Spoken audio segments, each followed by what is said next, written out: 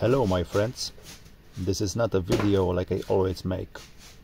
I just want to tell you I started my full-time playmaking business, so now I can take your orders. I prepare a new batch of strike block planes like this in the video.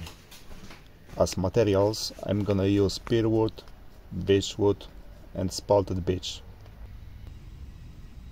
For the irons I use D2 semi-stainless steel.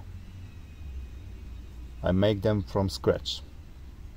Every iron is tapered in the thickness and in the width.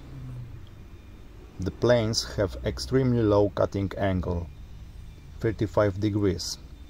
For that reason they cut end grain like butter. They are also very handy in edge planing. All the details and prices are on my Instagram profile and in the description of the video.